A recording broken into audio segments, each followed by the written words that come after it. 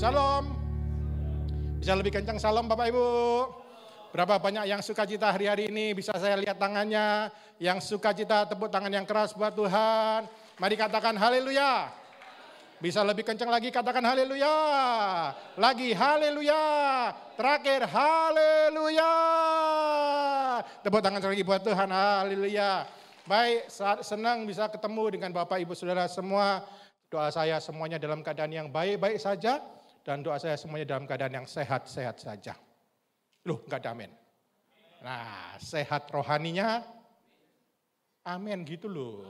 Nah, sehat rohaninya, sehat badannya, sehat jiwanya, sehat cara berpikirnya, sehat gaya hidupnya, sehat keluarganya, sehat kantongnya, sehat rekeningnya. Yang sujan, amin. Tepuk tangan buat Tuhan. Haleluya.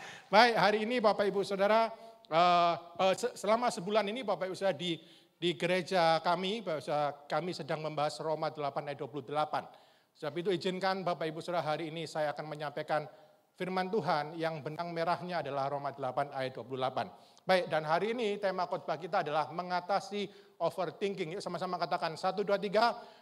Mengatasi overthinking. Kayaknya bisa lebih keras lagi. 1, 2, 3. Mengatasi overthinking. Baik, kita mulai. Bapak Ibu Saudara, apa sih maksudnya overthinking itu? Ya, overthinking itu apa toh, Pak? Overthinking itu thinking yang over. Overthinking itu mikir yang berlebihan. Semua katakan mikir yang berlebihan. Memikirkan sesuatu yang berlebihan.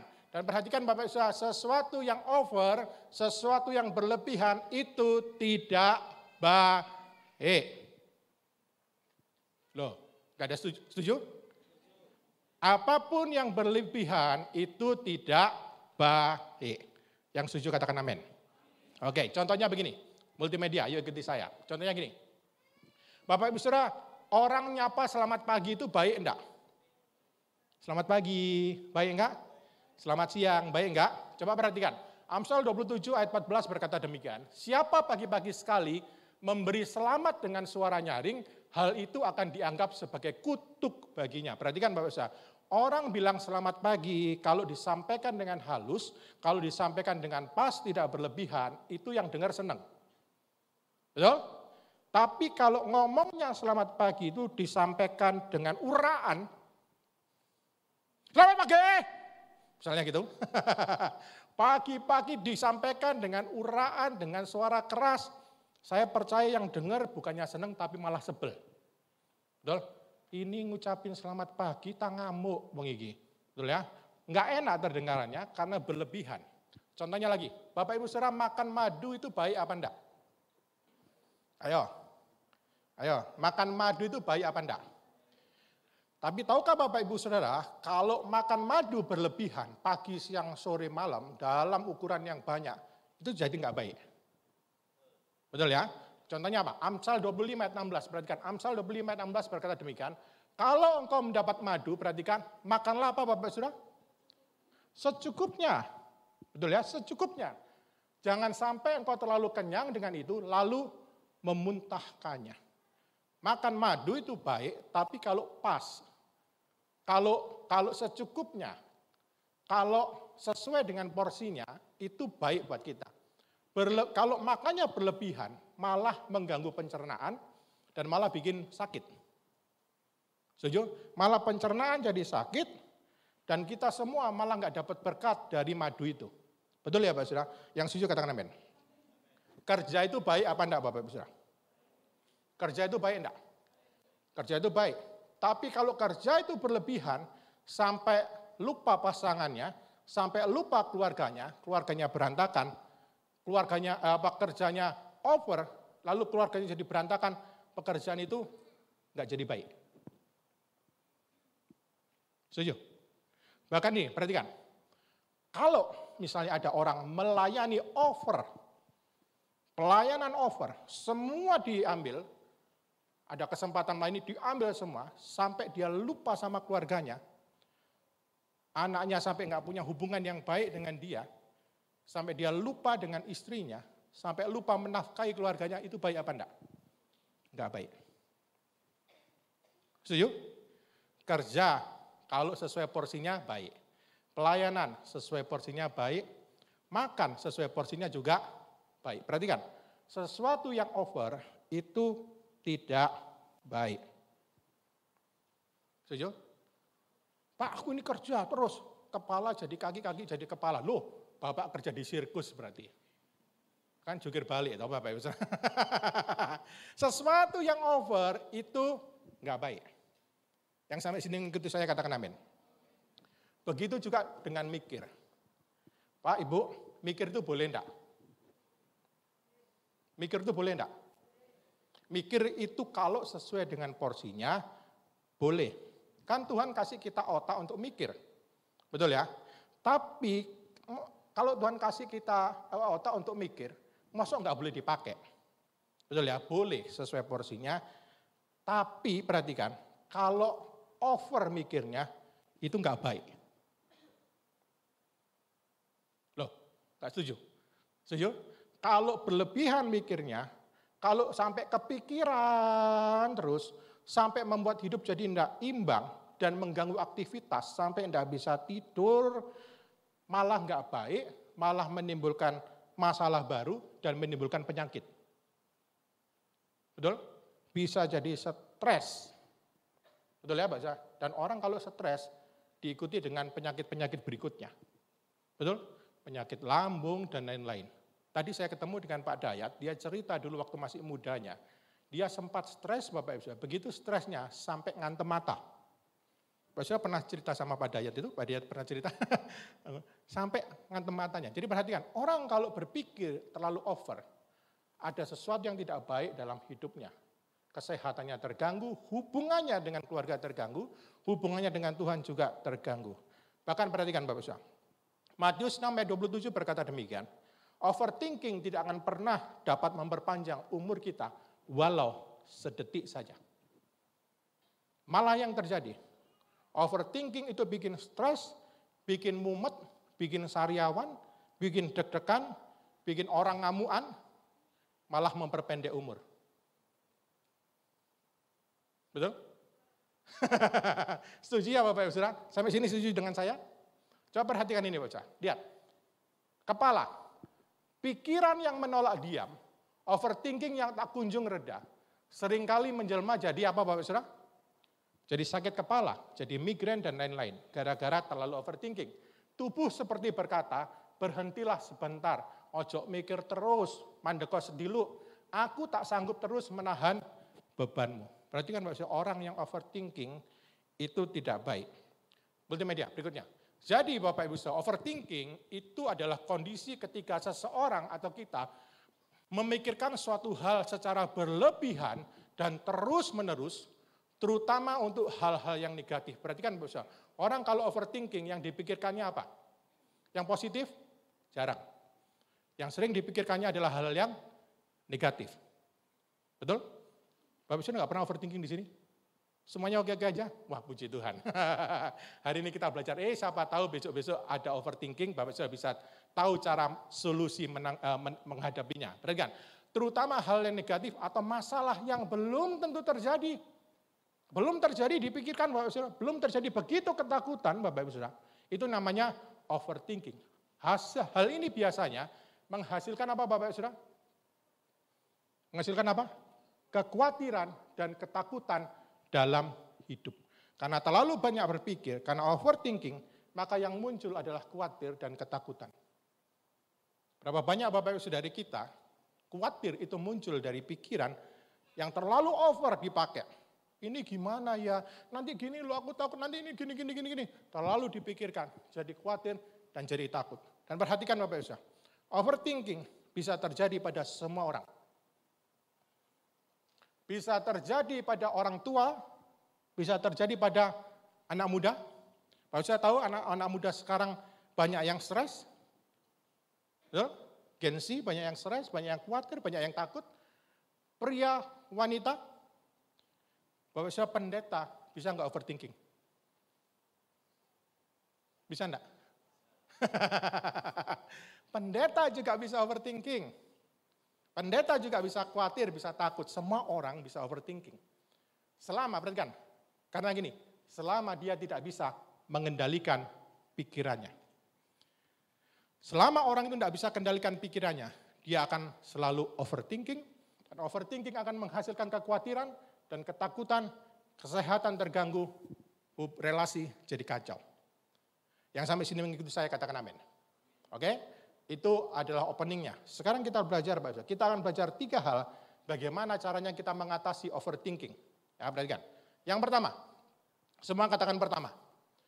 Pertama, supaya kita tidak terlalu overthinking dan tidak mengalami hal yang tidak baik dalam hidup kita. Yang pertama, perhatikan jemaat Tuhan di tempat ini. Yang pertama, menyerahkan kekhawatiran kepada Tuhan. Yuk sama-sama katakan, 1, 2, 3. Menyerahkan kekhawatiran kepada Tuhan. Bapak Ibu, mari saya kasih tahu. Ya, perhatikan. Kekhawatiran itu adalah aktivitas yang paling tidak berguna di dunia ini. Setuju? Kekhawatiran itu aktivitas yang paling tidak berguna di dunia ini. Kekhawatiran itu hanya merubah satu hal saja. Mari saya kasih tahu. Kekhawatiran itu merubah satu hal saja, yaitu tekanan darah kita jadi naik. Kalau tekanan darah naik, kesehatan turun. Kalau tekanan darah naik, kesehatan jadi turun. Jadi namanya kekhawatiran itu tidak ada gunanya. Setuju? Bisa tahu nggak? Di Kejadian, Bapak Saudara, iblis itu disebutkan bentuknya seperti ular. Betul? Pernah baca itu di kitab Kejadian? Bentuknya seperti ular, dan tahu enggak makanannya apa? Ada yang tahu? Makanannya apa iblis? Ayo, enggak pernah baca kitab Kejadian? Apa? Apa makanannya? Iblis diserupakan seperti ular, dan makanannya debu. Semua katakan debu. Atau tanah. Tapi perhatikan, itu di kitab Kejadian. Tapi di kitab Wahyu, Bapak Ibu Saudara, iblis itu disebut ular tua. Semua katakan ular tua. Dan bentuknya berubah. Bukan lagi ular, tapi naga. Betul? Pernah baca itu kitab Wahyu? Bentuknya jadi naga. Lebih besar dan lebih menakutkan. Lihat. Kejadian dia disebut ular, Wahyu dia disebut naga. Ada perubahan. Dari kecil jadi gede dan lebih menakutkan lagi. Perhatikan. Pertanyaan saya, kenapa sih kok bisa berubah gitu Bapak Ibu Saudara? Kenapa? Karena makannya banyak. Betul? Ya? Tadi makan apa Bapak Ibu Saudara? Makan apa? Debu. Karena iblis itu, mari saya kasih tahu Bapak Ibu Saudara, karena iblis itu makannya debu, kalau dia berubah banyak berarti debunya banyak. Betul? Ya, debunya banyak. Pertanyaan gini, siapa yang kasih makan iblis itu sampai jadi berubah kayak gitu? Siapa yang ngasih makan iblis kok jadi berubah gitu? Siapa? Ayo. Siapa yang kasih makan? Mari saya kasih tahu. Yang kasih makan kita. Yang kasih makan debu itu kita. Perhatikan.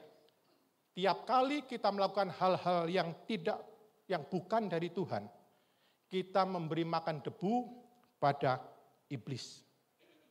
Dan merubahnya dari ular jadi naga. Salah satu yang bukan dari Tuhan adalah hidup dalam kekhawatiran. Semakin kita khawatir, iblis semakin berubah jadi naga, lebih besar dan lebih menakutkan buat kita hadapi. Selama kita khawatir, kita ngasih makan iblis. Khawatir itu enggak berguna, bukan? Khawatir itu debu, bukan Bapak Saudara? Itu makanannya iblis. Makanya Bapak Ibu Saudara, mumpung masih jadi ular, injakan. Kalau enggak dia jadi naga yang caplok hidup kita. Bapak Ibu perhatikan, tambah besar, tambah menakutkan. Kalau saudara tidak mau melihat ular itu berubah jadi naga dalam hidup kita, jangan overthinking. Loh, nggak ada amin Bapak Ibu Saudara. Nggak ada amin. Kalau nggak ada amin, saya ulang dari pertama. Salam Bapak Ibu Saudara, selamat pagi. Senang bisa ketemu dengan Bapak Ibu Saudara semua. Tiap kali kita overthinking, tiap kali kita mikir berlebihan, tiap kali kita khawatir, kita memberi debu sama iblis. Makanya Bapak Ibu Saudara, kalau tidak mau lihat iblis jadi naga, serahkan kekhawatiranmu pada Tuhan. Tepuk tangan buat Tuhan. Tepuk tangan buat Tuhan. Ayo tepuk tangan buat Tuhan Bapak Ibu Saudara. Mari kasih tahu kanan kirimu. Sebelum ular jadi naga, serahkan kekhawatiranmu pada Tuhan. Kepanjangan ya. Perhatikan Mas, sebelum nanti ular itu berubah jadi naga, cepat-cepat serahkan kekhawatiranmu pada Tuhan. Yang setuju katakan amin. Lihat, overthinking itu muncul karena kita merasa harus mengendalikan segalanya. Kita merasa, ini tanggung jawabku, aku harus bisa. Perhatikan, kita merasa harus menyelesaikan semua sendiri, dan perhatikan pesan, kita ini terbatas. Kita tidak akan sanggup. Dengan pikiran kita ini, dengan laci-laci yang ada dalam pikiran kita ini, laci-laci kita bisa penuh, memori kita bisa penuh, bisa sesek, kita tidak punya kuasa, dan kita tidak akan sanggup. Apa yang harus kita kerjakan Bapak Ibu Saudara? Perhatikan, yang berikutnya, ini yang harus kita kerjakan. 1 Petrus 5 ayat 6-7 berkata demikian. Karena itu Bapak Ibu Saudara jemaat Tuhan di tempat ini, rendahkanlah dirimu di bawah tangan Tuhan yang kuat, supaya kamu ditinggikannya pada waktunya. Perhatikan, serahkanlah segala kekhawatiranmu kepadanya, sebab Ia yang memelihara kamu. Semua katakan wow. Semua katakan wow. Katakan amin. Yang setuju katakan amin. Perhatikan, rendahkanlah diri. Multimedia berikutnya, ayo. Multimedia, perhatikan. Lihat, Alkitab tadi yang diajarkan pada kita 1 Petrus 5 ayat 6-7 itu berkata demikian. Ini yang harus kita lakukan, merendahkan diri. Rendahkan dirimu di hadapan Tuhan. Bapak Ibu perhatikan, adalah kesombongan kalau kita terus menyimpan kekhawatiran buat kita sendiri dan tidak menyerahkannya pada Tuhan. Lupa kok bisa sombong? Ya, karena itu tandanya dia tidak melakukan firman.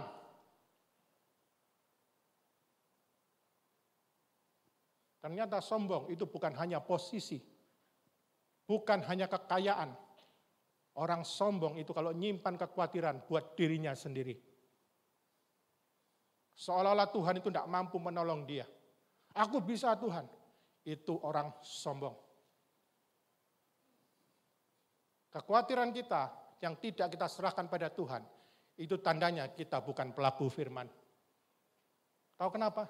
Karena firman nyuruh kita melakukan, menyerahkan kekhawatiran, merendahkan diri dan menyerahkan kekhawatiran kita pada Tuhan. Betul Bapak Saudara? Yang tadi kita baca. Lalu ayat itu berkata demikian, menyerahkan kekhawatiran pada Tuhan, serahkan kekhawatiran pada Tuhan. Bapak saya berikan, menyerahkan kekhawatiran itu bukan tanda orang kalah. Banyak orang Kristen, kalau dia menyerahkan kekhawatiran sama Tuhan, itu tandanya orang kalah. Bukan Bapak Saudara. Itu namanya tindakan iman. Itu namanya melakukan firman. Itu bukan tanda kalah. Justru itu pengakuan bahwa kita ini terbatas. Aku tidak mampu Tuhan. Tapi aku mampu, Engkau nolong aku mampu Kau pelihara hidupku. Tepuk tangannya cuma satu. Kemarin khotbah pendeta yang khotbah kemarin tepuk tangannya lebih kencang dari ini. Lo nggak ada lagi tepuk tangan. Tepuk tangan lebih kencang lagi. Amin Bapak saya perhatikan Bapak saya. Ternyata orang sombong itu bukan tentang posisi toh. Orang yang tidak menyerahkan kekhawatirannya sama Tuhan, itu termasuk orang sombong. Karena dia merasa kuat, dia merasa tidak perlu Tuhan dalam hidupnya. Mari jemaat Tuhan di tempat ini. Ayo, jangan sampai overthinking. Yang harus kita kerjakan gini, serahkan kekhawatiranmu pada Tuhan. Jangan sampai dia jadi naga dalam hidup kita, dan kita dimakan sama naga itu. Yang setuju katakan amin. Yang kedua, perhatikan. Bagaimana supaya kita tidak sampai overthinking? Yang kedua ada gini, mengandalkan firman Tuhan. Sama-sama katakan, 1, 2, 3. Mengandalkan firman Tuhan. Bapak Ibu perhatikan, overthinking itu terjadi karena pikiran kita ini terfokus pada kemungkinan buruk. Betul ya? Aduh, mateng kon. Aduh, yang kita pikirkan ini yang buruk-buruk. Bukan firman Tuhan. Betul? Kemungkinan yang buruk, ya apa ya nanti gini. Yang dipikirkan itu bukan firman Tuhan. Dan tahukah Bapak Ibu Saudara, Ayub 3 ayat 25 berkata demikian. Ayo buka Alkitab Bapak Ibu Saudara. Ayub 3 ayat 25. Ya, ini belum saya tulis. Sengaja belum saya tulis supaya Bapak Ibu Saudara juga buka Alkitab. Yang bawa Alkitab, ayo dibuka. Ya. Ayub 3 ayat 25. Ayub 3 ayat 25 yang sudah dapat katakan amin. Yuk kita baca sama-sama dengan suara yang keras. 1, 2, 3.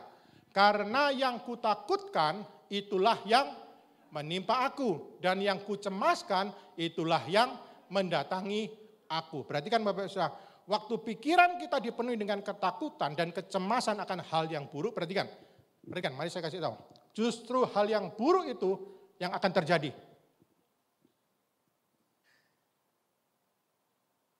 Waktu kita memikirkan kecemasan, ketakutan, justru itu jadi magnet yang menarik hal buruk betul-betul terjadi dalam hidup kita. Karena yang dipikirkan ini Bapak menarik apa yang dipikirkan. Makanya Bapak Ibu, pikiran ini perlu dikendalikan dengan benar, perlu disetir dengan kebenaran, bukan dengan ketakutan, bukan dengan keadaan. Pikiran ini harus dikendalikan oleh kebenaran firman Tuhan. Setuju? Bapak Ibu Saudara hari ini datang ke gereja, sedang memasukkan firman Tuhan dalam pikiran Bapak Ibu Saudara. Pikirkan yang baik, yang mulia, yang sedap didengar. Betul? Saya sedang memasukkan pikiran itu. Supaya firman itu menyetir kehidupan kita. Menyetir apa yang harus kita pikirkan. Dengan merenungkan firman Tuhan itu Bapak Ibu Saudara, kita akan bisa meredam gelombang pikiran negatif. Kita akan bisa mencegah supaya kita tidak jadi overthinking. Itu sebabnya Bapak Ibu Saudara, kita perlu jadikan firman Tuhan dasar hidup kita.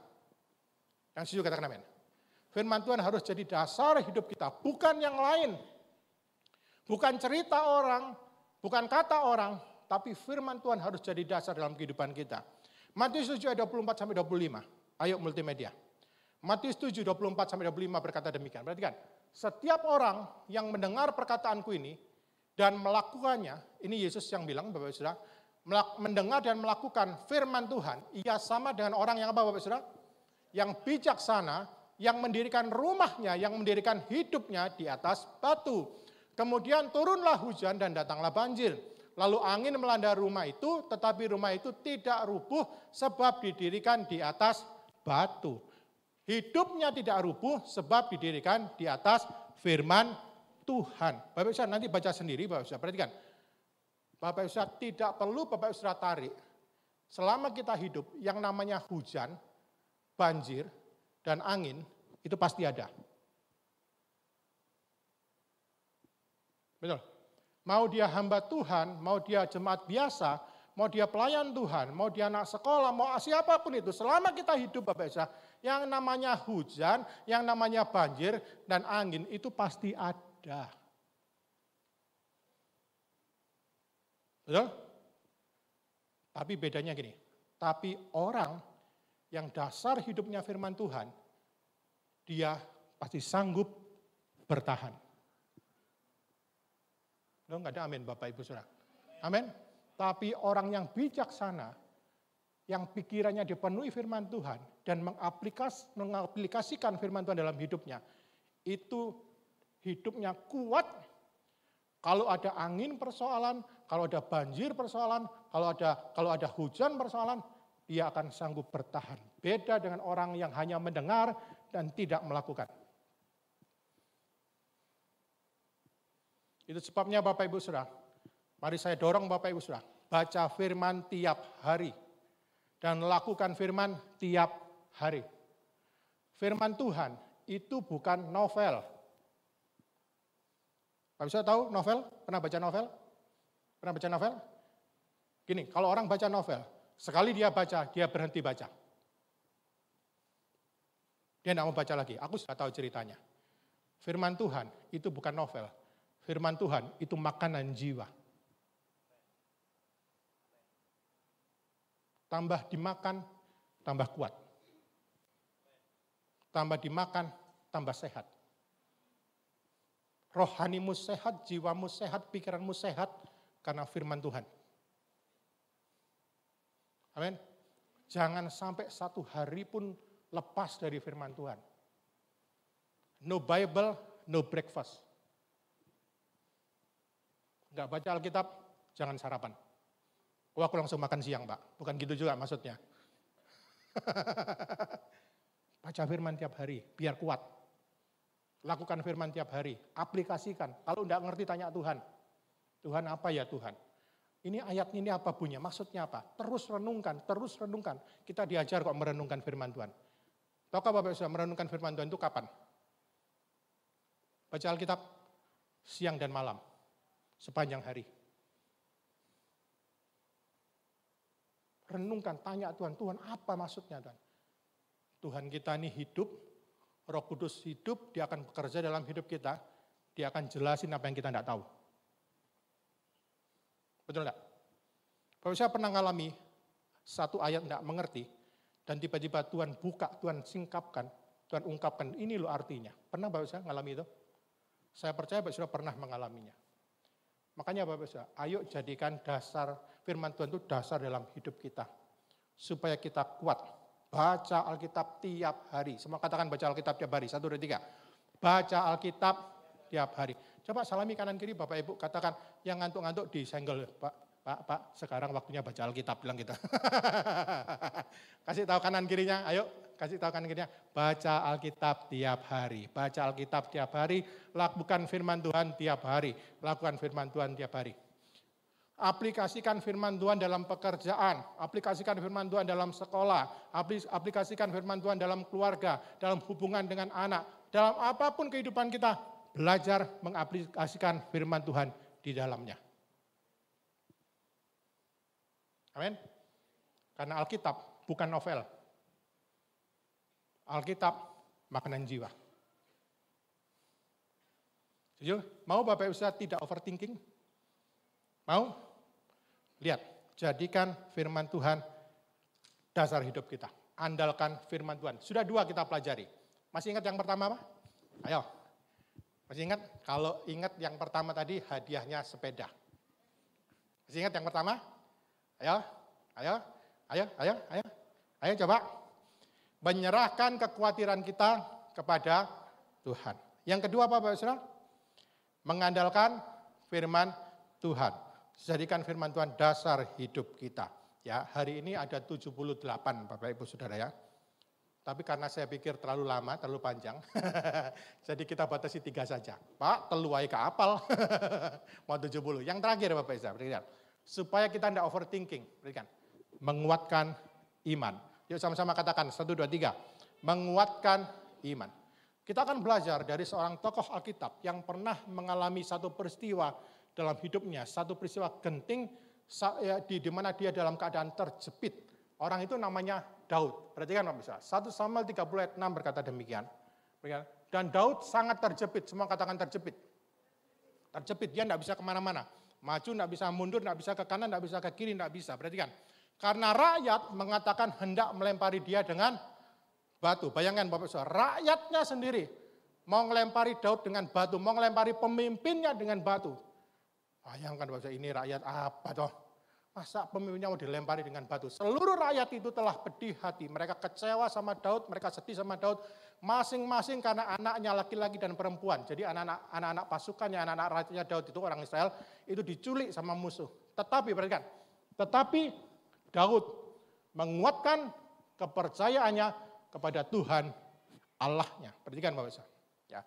Suatu ketika Daud dalam keadaan yang terjepit, saat itu musuh menawan keluarganya. Lihat, keluarganya Daud sudah ditawan, dia sendiri mengalami masalah dalam hidupnya. Bukan cuma dia, pasukannya, rakyatnya, itu keluarganya juga diculik sama musuh. Enggak berhenti sampai situ Bapak Ibu Saudara. Orang-orang itu merasa Daud ini enggak becus memimpin, Mereka ambil batu, mau melempari Daud dengan batu. Bapak Saudara bayangkan. Daud sendiri itu susah, ditambah kesusahan pasukannya, ditambah lagi dia mau dilempari batu sama rakyatnya sendiri. Ini kalau orang gitu gini, sudah jatuh, ketimpa tangga, masuk got, digigit anjing, apalagi? Ada orang gila lewat. Ini masalah bertubi-tubi, nggak berhenti Bapak Ibu Saudara. Numpuk. Bapak Ibu Saudara, kadang-kadang dalam hidup kita ini seperti Daud ya. Masalah kok nggak mandek-mandek. Satu belum selesai, satu lagi. Betul Bapak Ibu Saudara? Sini nggak ada yang gitu? Puji Tuhan, di Surabaya banyak. Tapi perhatikan, Daud tidak mau overthinking. Daud tidak mau ular itu jadi naga. Daud tidak mau rob hidupnya. Ini yang dilakukan sama Daud. Lihat, dia datang menguatkan imannya sama Tuhan. Dia datang Bapak Ibu Saudara, meski dia tahu dia dalam tekanan besar, tapi dia memilih untuk datang pada Tuhan, lalu dia cerita sama Tuhan, lalu imannya kuat kembali. Bapak saya tahu akhir kisah itu? Kisah itu Tuhan makinnya menolong Daud memenangkan pertempuran itu. Perhatikan Bapak Saudara. Daud tidak mau kalah sama masalah. Dia kuatkan imannya. Dia kuatkan kepercayaannya. Kalau Bapak Saudara baca, Daud itu datang menyembah Tuhan. Justru dalam keadaan terjepit itu. Dia tidak lari Bapak Ibu Saudara. Dia tidak overthinking, dia tidak khawatir. Tapi dia datang pada Tuhan. Tuhan tolong aku Tuhan. Keadaan menjepit aku Tuhan, tolong aku. Dan Tuhan pimpin Daud sampai pada kemenangan. Bapak saya perhatikan, ketika kita dalam masalah besar, dalam tekanan besar, mari nasihat saya, nasihat firman Tuhan, kuatkan imanmu. Amin. Kuatkan imanmu. Overthinking itu melemahkan imanmu. Karena pusatnya pada kemungkinan yang buruk-buruk. Padahal belum tentu terjadi. Mungkin malah, tadi Ayu bilang ini, justru yang kucemaskan itu yang datangnya aku. Perhatikan Bapak Ibu, kalau kita overthinking ini, pusat pikiran kita bukan pada Tuhan. Tapi pada masalah itu dan kemungkinan buruk. Jadi pikiran ini Bapak Saudara, itu bisa jadi musuh iman kita kalau tidak diarahkan. Dia bisa melemahkan iman kita. Dan tindakan iman itu akan mematahkan lingkaran overthinking. Menguatkan iman itu akan mematahkan pikiran-pikiran yang nggak benar itu. Pikiran-pikiran yang jahat itu Bapak Ibu Saudara. Masukkan Bapak Ibu Saudara firman Tuhan dalam hidup kita. Alkitab berkata demikian, orang yang perbendaharanya baik, yang keluar adalah baik. Betul? Lihat yang di pikiran kita ini baik-baik firman Tuhan. Outputnya apa Bapak Ibu Saudara? Firman Tuhan. Bukan kekuatan, bukan ketakutan, tapi kekuatan dari Tuhan. Itu outputnya. Yang setuju katakan amin. Yang setuju katakan amin.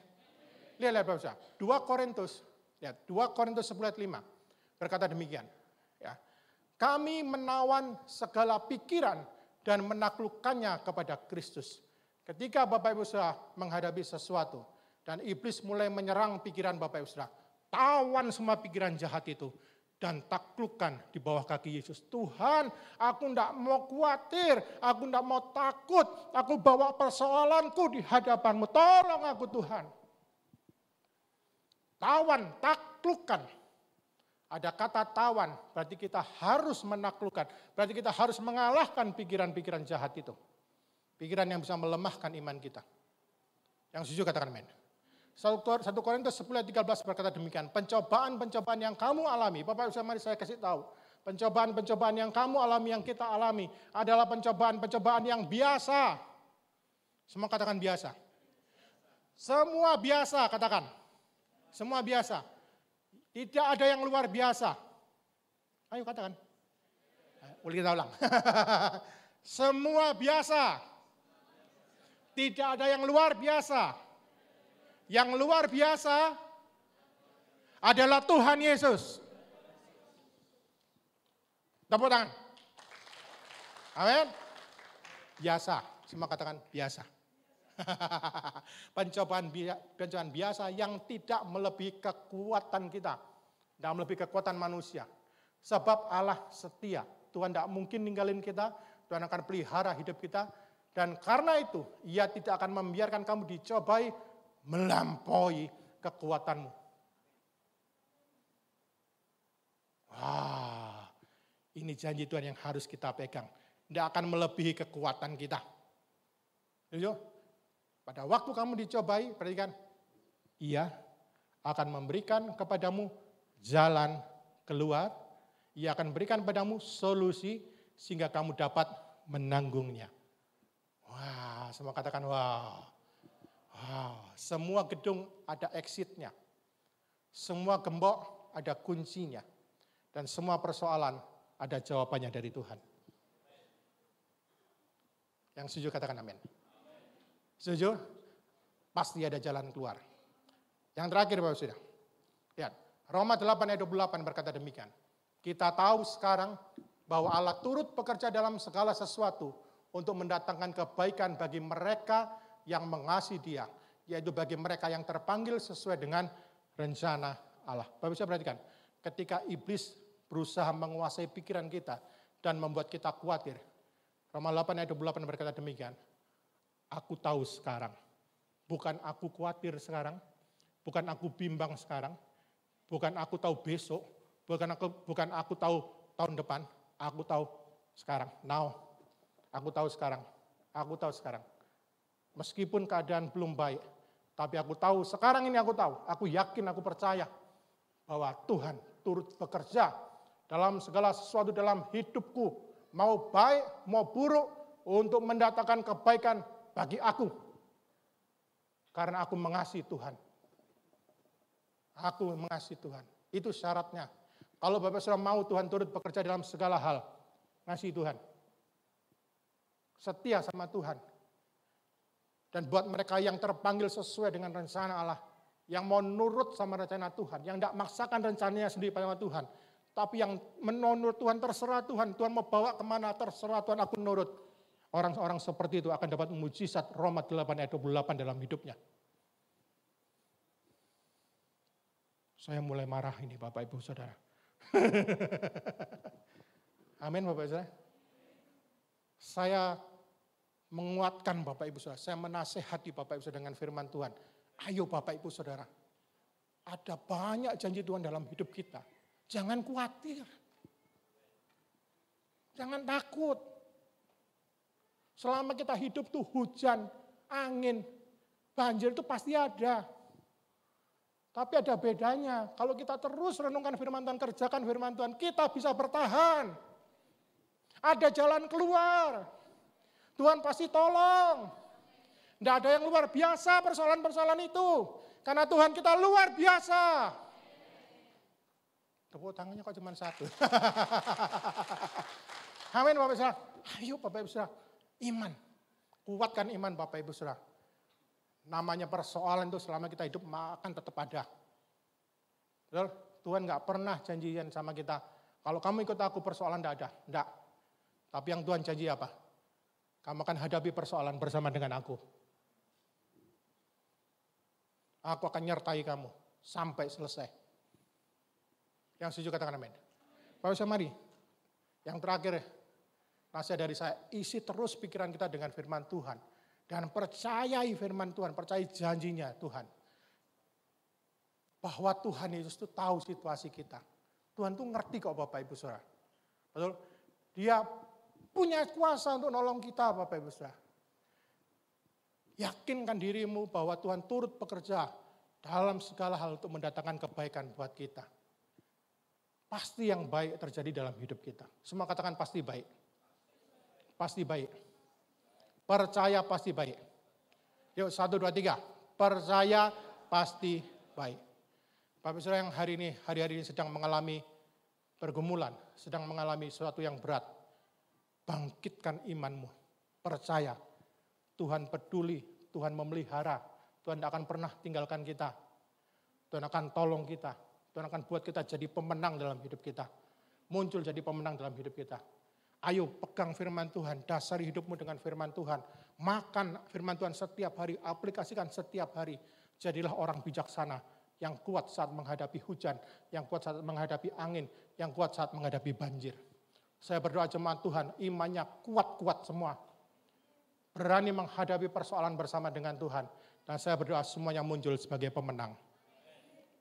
Sanggup bertahan karena Tuhan menyertai kita semua. Yang percaya katakan, mari tutup Alkitab Bapak Ibu Saudara, saya mengundang kita semua bangkit berdiri.